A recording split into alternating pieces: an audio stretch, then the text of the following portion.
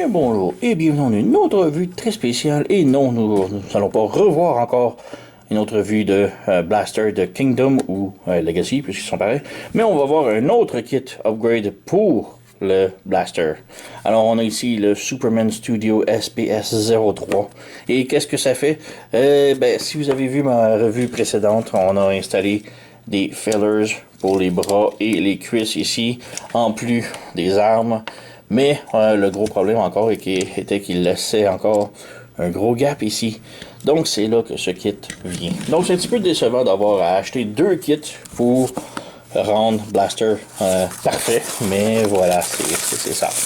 Donc ici on a thème, on a bubble et on a juste ici le kit. Donc ça rajoute des panneaux pour les bras. Donc, si on ouvre ici, voilà, on sort. Voilà. Donc on a des petits panneaux articulés. Et ça fait juste boucher le trou. Donc pour l'installation, c'est très simple. On enlève l'arme ici. On prend le bras. On a un trou ici. On prend le peg ici. On s'assure que le côté le plus long ici soit vers l'arrière. On fait juste brancher le peg dans le trou. On branche. Voilà. Et on ferme. C'est tout. Donc on a maintenant un trou complètement bouché pour les poignets. On va faire une chose de l'autre côté. On a les panneaux. On branche. Voilà. Et on ferme. Et c'est aussi simple que ça. Donc ouais, c'est quand même très très bien. On a maintenant plus de gap nulle part. Alors il est parfait. Plus ou moins. On a une petite différence de rouge. C'est pas énorme. Mais c'est là.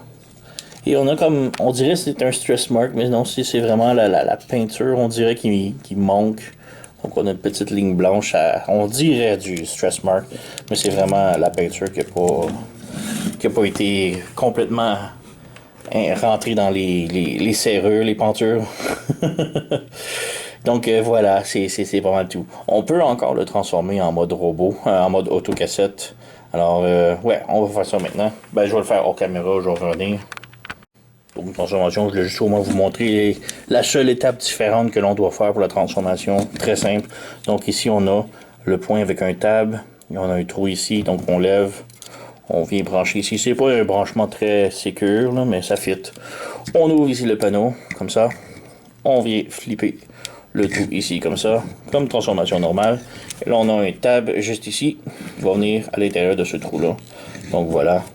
C'est pas la meilleure des connexions, mais ça fonctionne. On rebranche, c'est tout. On fait la même chose de l'autre côté. On ouvre ça ici. Voilà. On ouvre le panneau ici. On débranche le bras. Voilà, la connexion est très serrée. On fait flipper de l'autre côté. Même chose ici. Une ligne, un trou. Voilà. On pivote. On referme. Donc c'est la seule modification différente que l'on fait de la transformation originale. Alors je vais le retransformer au complet et revenir tout de suite. Donc voilà, on a l'autocassette ici, tout transformé. Et comme je dis, il n'y a aucun problème. Donc les panneaux sont ici, à l'intérieur, bien protégés, bien transformés. Il n'y a aucun problème. Donc c'est à se demander pourquoi que Hasbro n'ont pas fait ça. C'est ridicule, c'est pas un gros problème. Là. Donc ça règle tellement le gros gap laid qui était en arrière. Alors c'est Hasbro, hein. Donc, oui, c'est une autre recommandation pour moi. Ça change vraiment beaucoup la figure d'avoir au moins le gros gap bouché sur le côté. Mais, ouais. Donc, le Superman Studio SPS03.